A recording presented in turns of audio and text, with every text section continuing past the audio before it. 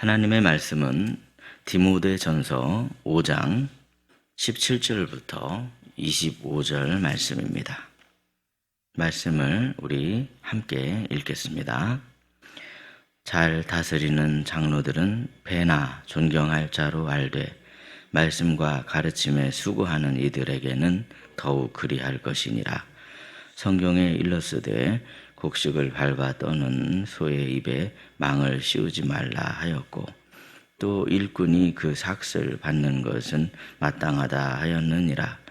장로에 대한 고발은 두세 증인이 없으면 받지 말 것이요, 범죄한 자들을 모든 사람 앞에서 꾸짖어 나머지 사람들로 두려워하게 하라. 하나님과 그리스도 예수와 택하심을 받은 전사들 앞에서 내가 엄히 명하노니, 너는 편견이 없이 이것들을 지켜 아무 일도 불공평하게 하지 말며 아무에게나 경솔히 안수하지 말고 다른 사람의 죄에 간섭하지 말며 네 자신을 지켜 정결하게 하라. 이제부터는 물만 마시지 말고 네 위장과 자주 나는 병을 위하여는 포도주를 조금씩 쓰라. 어떤 사람들의 죄는 밝히 드러나 먼저 심판에 나아가고 어떤 사람들의 죄는 그 뒤를 따르나니, 이와 같이 선행도 밝히 드러나고 그렇지 아니한 것도 숨길 수 없느니라. 아멘. 오늘도 이른 새벽에 하나님이 예비하시고 부어주시는 크신 은총이 여러분 삶 가운데 가득하시기를 예수님의 이름으로 축복합니다. 사람은 누구나 공동체를 이루어가며 살아갑니다. 가정도 공동체이고 직장도 공동체이고 또 이 교회도 공동체입니다. 그런데 이 공동체가 건강하게 유지되는 것은 생각보다 쉬운 게 아닙니다. 그 이유는 한마디로 사람 때문이다, 그렇게 말씀드릴 수 있는데요.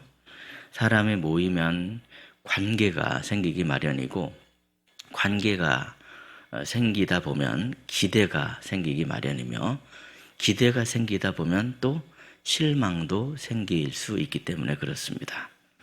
그것은 교회도 예외가 아닙니다. 우리는 교회를 가리켜 거룩한 곳이다, 그렇게 이야기를 합니다. 그러나 동시에 교회는 죄인들이 모인 곳이다, 그렇게 또 말하기도 하죠. 맞습니다, 여러분. 그래서 이 교회는 늘 그 갈등의 가능성이 있습니다. 오해가 있을 수 있고요, 또 실망도 있을 수 있습니다. 때로는 또 상처가 있을 수 있습니다.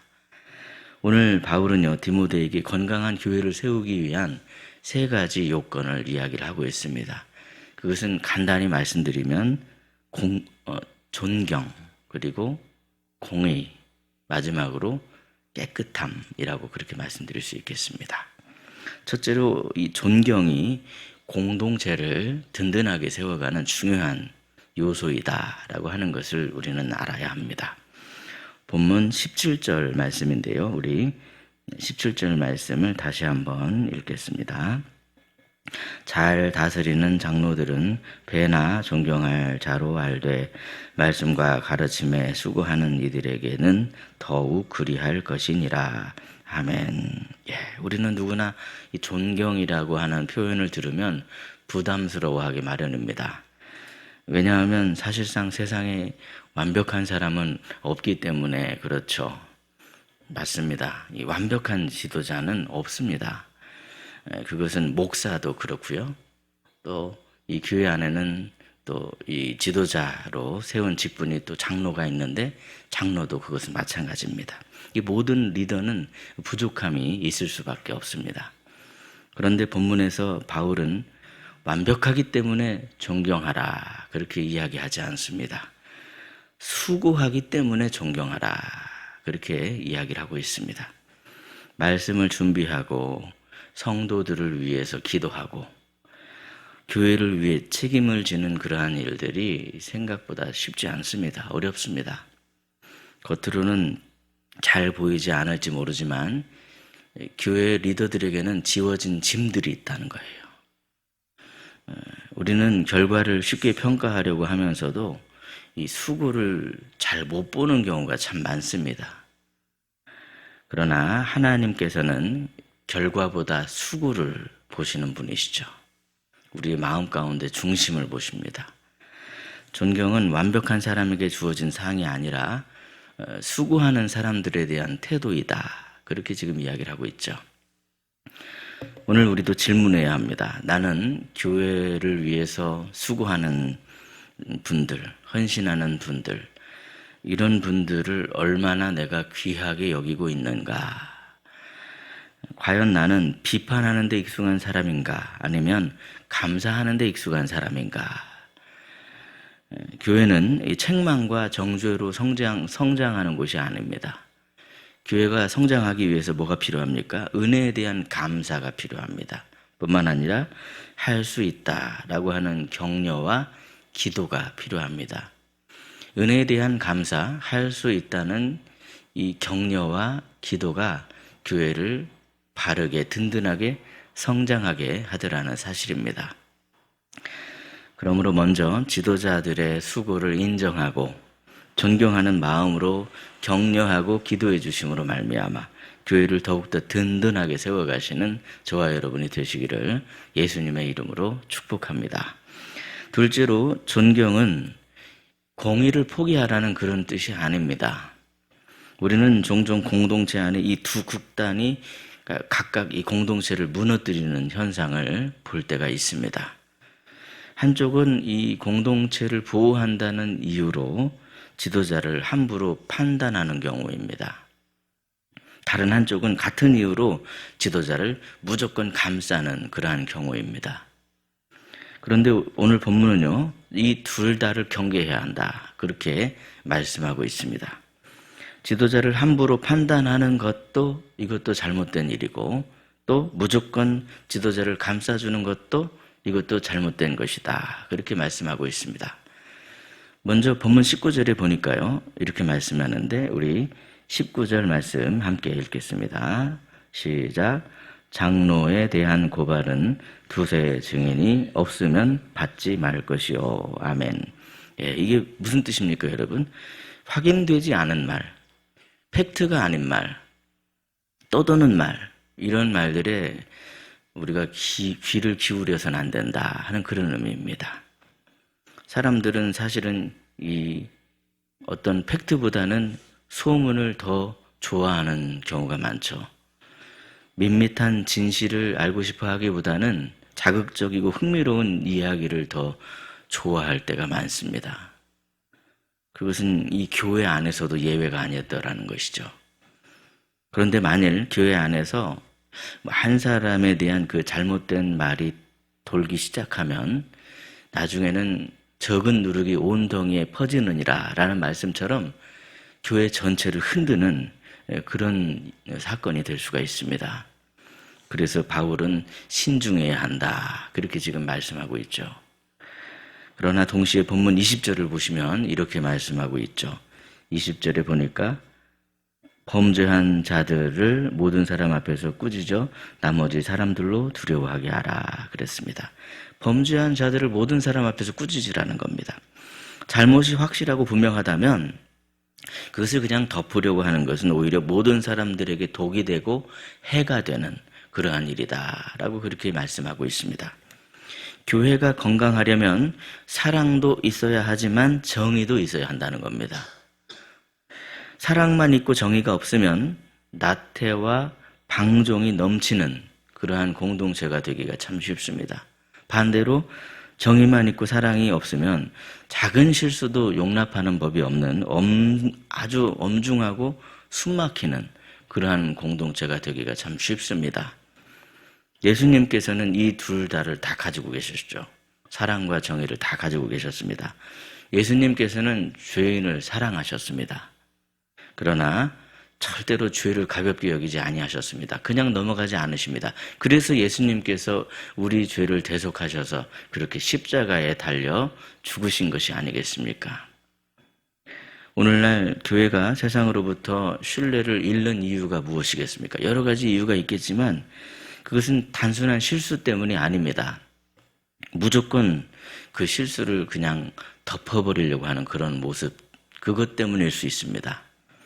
죄 때문에 신뢰를 잃어버리는 것이 아니라 그 죄를 우리가 정직하게 다루려고 하지 않을 때, 그럴 때 세상은 교회에 대한 신뢰를 잃어버릴 수 있다는 것이죠. 건강한 교회는 완벽한 교회를 말하는 게 아닙니다. 건강한 교회란 하나님께 돌이킬 줄 아는 교회, 회개하는 교회가 건강한 교회입니다.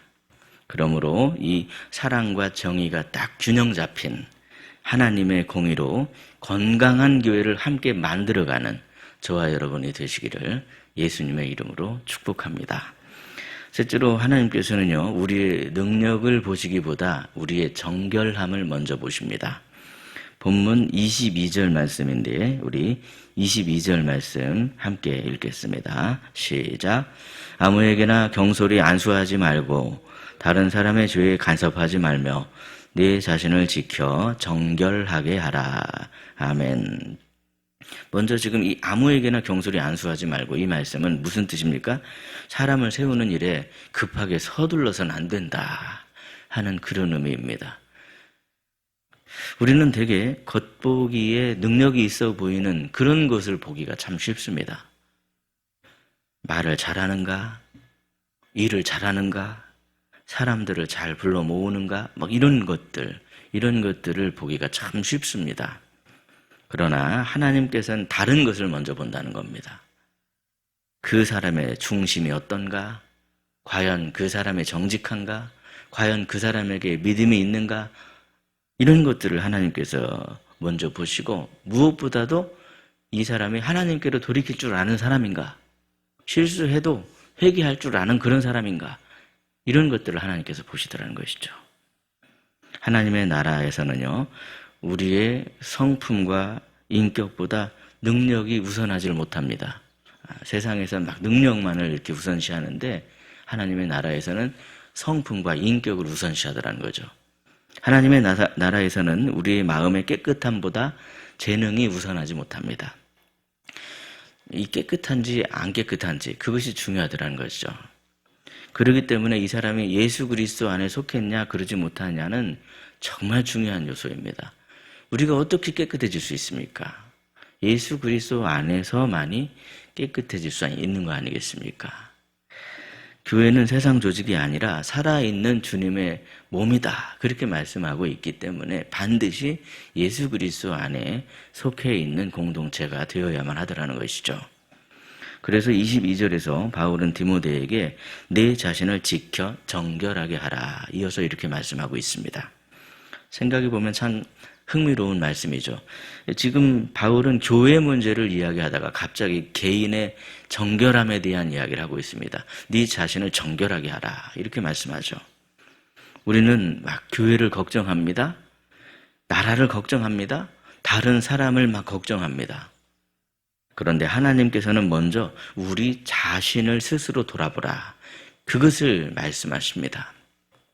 내가 하나님 앞에 정결한가? 내 마음이 하나님 앞에 올바른가? 내 마음이 하나님 앞에 깨끗한가? 내가 하나님 앞에 혹시 회개할 것이 있지는 않은가? 이것이 정말 중요하더라는 겁니다. 사실 오늘 본문의 메시지는 결코 쉬운 말씀이 아니죠. 존경하라, 공경하라, 정결하라. 이것들이 그냥 우리가 듣기는 쉬워도 실천하기가 얼마나 어렵습니까? 마틴 루터는 말하기를 교회는 십자가로 구원받은 죄인들의 모임이다. 그렇게 이야기를 합니다. 죄인들의 모임이라는 거예요. 지도자라고 해서 죄인이 아닌 게 아니고 성도라고 해서 죄인이 아닌 게 아닙니다. 그래서 사실 교회의 참된 소망은 훌륭한 조직이나 지도자에게 있는 것이 아닙니다. 능력 있는 리더가 있다고 해서 그 교회는 소망 있는 교회다 이렇게 말할 수 없다는 거예요. 교회의 소망은 오직 예수 그리스도께만 있습니다. 예수님만이 우리의 완전한 목자이십니다. 하나님의 의이신 예수님만이 우리를 그분의 나라로 이끌어갈 수가 있습니다. 그래서 예수님께서는 너희는 먼저 그의 나라와 그의 의를 구하라. 먼저 하나님의 나라와 그분의 의를 구하라고 그렇게 말씀하시는 것이죠. 건강한 교회는 거창한 프로그램이나 사람의 능력으로 세워지는 것이 아닙니다. 우리는 오직 하나님의 의이신 예수 그리스도 안에서 존경과 공의를 실천하며 건강한 교회, 하나님께서 기뻐하시는 교회를 세워갈 수가 있습니다. 그 사실을 기억하며 오늘도 먼저 우리가 구할 것은 하나님의 나라와 의이로구나. 하나님의 나라와 의를 구하심으로 예수님이 주시는 은혜로, 힘으로, 능력으로 존경과 공의를 실천하며 아름다운 교회, 하나님께서 기뻐하시는 건강한 교회를 든든하게 함께 세워가는 저와 여러분이 되시기를 예수님의 이름으로 축복합니다. 기도하겠습니다. 우리를 사랑하시는 하나님 아버지, 오늘도 말씀을 통해서 어떻게 하면 우리가 건강한 교회를 세워갈 수 있는가 가르쳐 주시니 참으로 감사합니다. 오늘날 건강한 교회를 이루어가기가 참 점점 더 어려워지는 그러한 세태이고 상황이지만 먼저 하나님의 나라와 의를 구하오니 하나님의 의이신 예수님께서 우리에게 힘과 능력을 더해 주셔서 교회에 세워진 지도자를 존경할 수 있게 해주시고 그리하여서 사랑과 정의가 균형 잡힌 하나님의 공의로 교회를 아름답고 건강하게 세워가는 희락의 공동체가 되도록 인도하여 주시옵소서. 하나님 아버지, 예수님께서 죄인들을 끝까지 사랑하시되 그 죄를 그냥 넘어가지 않으셨던 것처럼 우리도 하나님의 말씀의 기준으로 하나님의 뜻이 무엇인가 그것을 잘 분별할 수 있게 해주시고 하나님의 공의를 든든히 세워가는 믿음의 희락 공동체가 되게 해주시옵소서. 우리 마음의 중심을 꽉 붙잡아 주셔서 우리가 그냥 사람들의 입에 떠도는 소문에 함부로 휩쓸리지 않게 해 주시옵시고 무엇보다도 하나님의 말씀 앞에서 나 자신을 스스로 먼저 돌아볼 수 있는 우리가 되게 해 주시옵소서. 희락의 가정들마다 십자가의 보혈로 덮어주셔서 죄와 심판을 이길 수 있게 하여 주시고 오직 예수님의 은혜를 구할 때 하나님의 다스리심이 가득한 그러한 하나님의 나라가 임할 수 있게 하여 주시옵소서. 특별히 우리 희락교회가 사람을 자랑하는 교회가 아니라 예수님만 높이는 교회가 되게 하여 주시고 프로그램이나 세상의 방법을 의지하는 그런 교회가 아니라 먼저 하나님의 나라와 의를 구하는 천국 같은 그러한 교회가 되게 하여 주시옵소서. 오늘날 이렇게 개인주의가 만연한 그러한 세상 속에 있지만 우리 희락의 자녀들은 가정에서 부모님을 사랑하고 존경하는 그러한 자녀들이 되게 하여 주시고 공의로우신 하나님 안에서 세상에서 선한 영향력을 끼치는 그러한 거룩한 구별된 하나님의 자녀가 될 수 있도록 축복하여 주시옵소서. 여호와 라파의 하나님, 이 시간 사랑하는 성도들이 육신의 질고와 마음의 상처로 고통당하지 않도록 전능하신 주님의 손길로 치유와 회복의 은혜를 부어주셔서 온전히 회복되도록 주님 역사하여 주시옵소서. 오늘은 익산에서 모이던 목사님들 성경 공부 모임을 오늘 오전에 희락교회에서 갖도록 합니다. 하나님, 오늘도 우리와 함께 하여 주시되 이 교회의 지도자들 지혜와 명철을 더해 주셔서 더 깊고 깊은 하나님의 말씀에 대한 그 지혜로 또 성도님들 잘 말씀으로 양육하고 교회를 아름답게 이끌어가는 그러한 교회 지도자들이 다 될 수 있도록 주님 붙들어 주시옵소서. 오늘도 주님께 엎드려 간구합니다. 주님이 우리에게 부어주실 은혜를 기대합니다. 사모하는 마음으로 믿고 구하오니 주님 우리와 함께 하여 주셔서 항상 날마다 생명수가 강물처럼 흘러 넘치는 우리의 삶이 될 수 있도록 아버지께서 축복하여 주시옵소서. 감사하오며 우리 구주 예수 그리스도의 이름으로 기도드리옵나이다. 아멘. 각자 기도하시겠습니다.